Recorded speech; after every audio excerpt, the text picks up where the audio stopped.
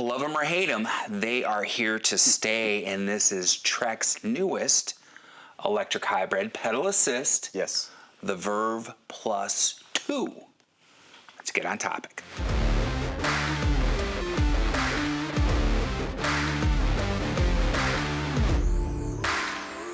Hey everybody, it's Thomas at Get Out Arizona, and you're watching another great episode of Toolbox Topic. I'm joined once again by my co-host Brandon Van Leuven. Brandon, how the hell are you? I'm pretty good. Even though you got your microphone upside down there, buddy, let's go ahead and let's fix that for you. People want to hear what you have to say.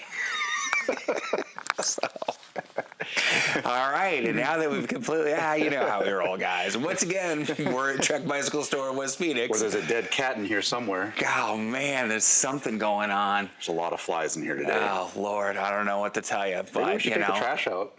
I don't know. It's possible. It's possible. Anyways, let's get back on subject. Before people freaking decide to check out, we are talking about pedal assist bikes. And like I made reference to in the intro, love them or hate them, guys, they're here to stay. And all major manufacturers are just going bonkers with the different models that they have, whether, it's the pedal assist, and we call this, Trek's calling this a hybrid. Yep. Okay. E-hybrid, yep. Commuter bike, you're pedaling around the canals, put a basket on it, take it to the pub, whatever the case may be, or full-blown trail bike, which we've seen with the Fuel EXE. Specialized has their Levo, or whatever it is. That's a high-end bike. That's a super high-end bike. Yeah, a super high-end bike. And then, of course, Pivot has one that friggin' Obi-Wan's eyeing. I mean, every manufacturer has one.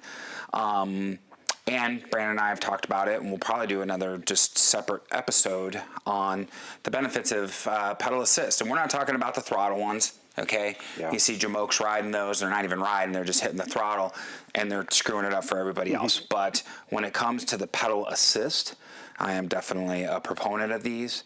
I think these open the door for a lot of people who weren't necessarily able to ride, or maybe they've suffered injury, and they have difficulty riding, so now this is allowing them to maintain a level of health and independence as far as that goes. So, Brandon. So this looks slick, very space age. The Verve Plus 2. Yep. And the reason I think this video is important is because I think the Verve Plus 2 is probably our best-selling e-bike here. Okay. It hits the right price point. Price point. What's the price point? $2,899. For this one. I think the old one was $2,499 for the old one. And we did a video, I'm pretty sure, on the other one. Definitely did. We'll link that up top and everything. So you can see the differences. That was our kind of our bread and butter e-bike. People love that bike. Well, here is the new version of it right here. Definitely some good changes and a couple of bad changes to it that we'll go through. Okay. But I think aesthetically, it looks a lot better. This is a slick-looking bike. The old one. Now we're looking like a real futuristic bike as opposed to a traditional bike they stuck a motor on top of and a battery on top of. Yeah. But that has some pros and cons as well. Right. So the biggest difference, besides the way the body looks, and the body looks like this, is because you can't take the battery out anymore. Right. On the 2 or the 1. You have to drop. You would have to drop the motor and drop the battery. So again, the pros and cons, it's a nice, more integrated look. But for around here, I love being able to tell people, you can pop the battery off. It's easier to get on your rack. It's easier to bring the battery into the house in the summertime to save the battery. Now you're going to have to bring, in Arizona, you're going to bring this bike all the way in the house. Right. And that's going to take up some room. So take that as you will. Right. Now, if I remember correctly, wasn't the Verve Plus a hub drive in the back? Still is if you go to the Verve 1. Right. And even in this generation. Right. Okay. Because I remember the one we did, it was a hub drive, and I was like, I like the mid-drive. No, the 2 was still mid-drive. Still 2 mid-drive. Mm-hmm. Okay, I knew there was one that was that we looked at that was a hub drive. So there was. That might have been the dual sport of the FX one. Oh, I think it was the dual sport. Yeah, with the hub drive. So the 2, you're always going to get a mid-drive. Okay. But this year they have a brand new Bosch mid-drive on there. This is the Sport Plus or Active Plus. Right. And what I like about it is it's torquier. It's a 50 Newton meter motor. Okay. The last one was a 40 Newton meter motor. But what's even better, it came this year with a very, hopefully you can zoom in on this. And if I can't, there's going to be a little cutaway shot. This is actually a beautiful display. It looks nice. That other one looked like a Casio from 1980. This looks like we're getting somewhere. Yes. It's a beautiful display. Yes. The two only give you very limited information. You can scroll through this thing and get all kinds. I was scrolling through like, Jesus, they're giving you all this stuff on this bike for that amount of money. So this is a definite upgrade. It's a kick in the ass in the right direction as far as display and information that you're going to get. I really, really like this. And let's note that this bike is only $50 more than the old one. Which isn't bad, considering the additions that you're getting, the new technology, the new motor, and everything like that. I think that's good too. So if you're in the market for a Verve 2 now, I would weigh this. I would weigh being able to remove the battery, if that's how important that is to you. Right. And maybe you still want the old version. Maybe. Right. Because that's a big deal to me, removing the battery. It is, and so not everybody has a climate-controlled garage like I do. Or lives here. True. And not everybody has maybe space in their home to store a bike, a dedicated area or room to put a bike in their house. Maybe you don't want to put a bike in your house. And as a native of Arizona, the garages, I will tell you, in the summertime, brutally hot, 130, 140 degrees in some cases. Cars in there, your battery's not going to last for very long as far as that goes. So, some of the features of this bike, we could just point out. One, the new kiosk display. I mean, this is great. Yep. We have fenders, both front and rear, which I think is a nice Verve touch. 2 did as well. Yep. I feel like the rack is a little more robust this year. The rack is definitely more robust this year, and we have lights, both forward and aft, and which the Verve is 2 nice. had that, but now we have a more integrated front light. If you remember, the Verve 2 had a light that just kind of sat and they broke all the time. Yes, right down there sat at the here bottom. on a very minuscule mount. Now it's a very robust mount on the front. And while we're talking about the front, so the light looks great here. They overcomplicated this, like they're always doing now. Trek and everybody, they're overcomplicating this area. Right. They don't need to. So now we got these plastic parts on here, these plastic fairings. They're going to break. Though. They're going to break. It's like the friggin' The cable routing is a pain in my ass. This it's there's got to be a better way. Well, I know, but they want it to look nice. That's the thing. The market that they're going for on this one, they want this to look polished. You know that.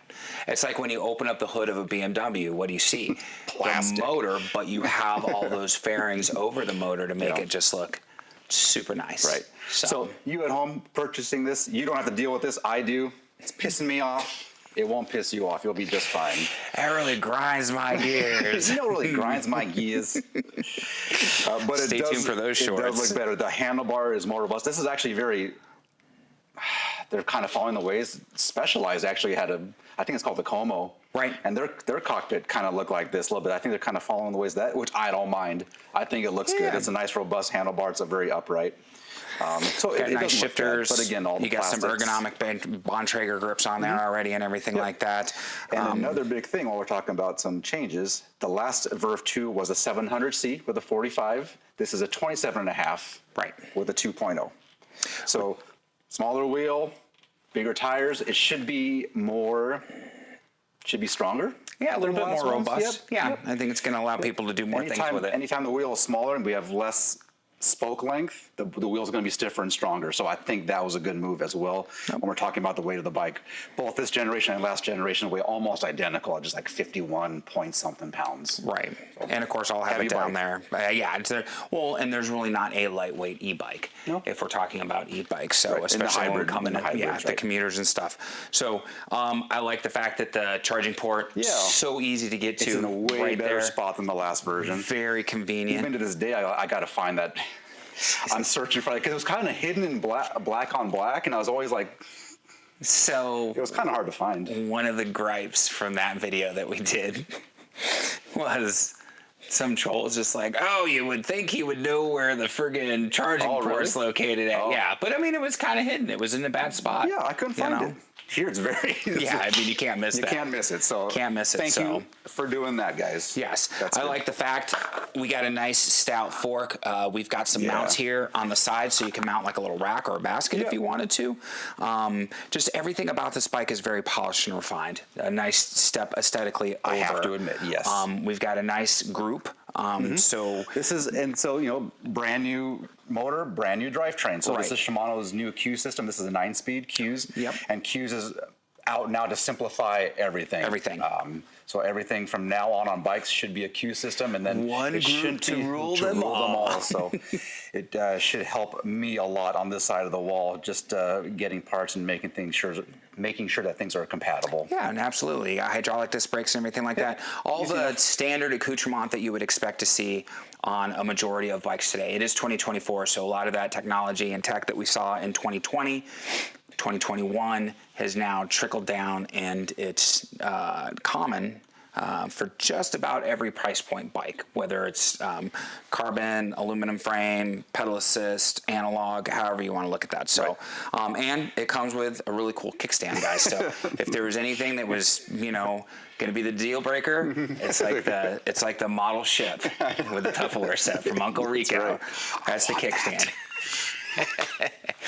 So earlier, I know you guys are already like done with us and everything, but we were talking about Quiznos when Brandon pulled up, and I didn't realize Quiznos wasn't in Arizona anymore. Again, being a native, and I don't pay attention to that stuff. If it is, and not in West Valley.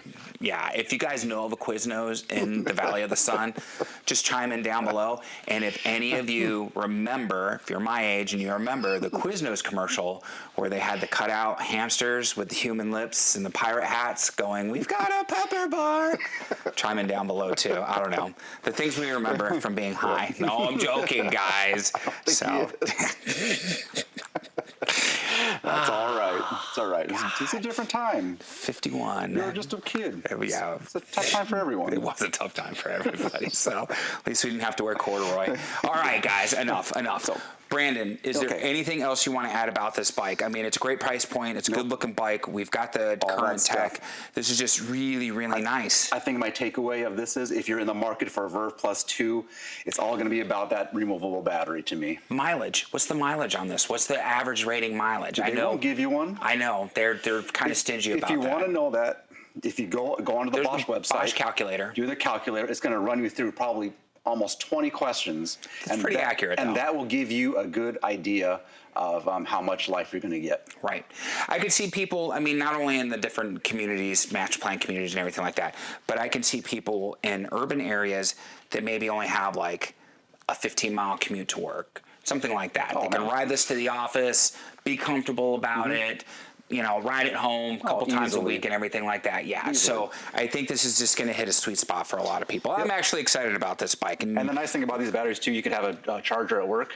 They're not cheap, but have a charger at work and just top it off. You don't have to run these batteries down. Just keep which them is the topped other off great all thing. the time. Yeah, it's really good. Absolutely. And I know a lot of places now too are bike friendly. I know at Photo Forum we are a bike friendly store, so people can ride their bikes. And I'm actually going to start commuting here coming up, so stay tuned for those adventures. And if I may throw a hint out to anybody who's a snowbird in this area, if you leave your e-bike here when you go home, what you want to do is charge it to 50 to 60%. Okay. Which is awesome about this one, because this one actually tells you the exact percentage of battery life on here. So cool. So charge it to 50, 60%, let it sit at that point, and then you come back when it cools down, and your battery life should be unaffected. Okay, good. Good deal. Well, these things are all good things to know. All right, my friends, like, subscribe, bell notification icon. As Brandon tries to get he's getting the bug assault.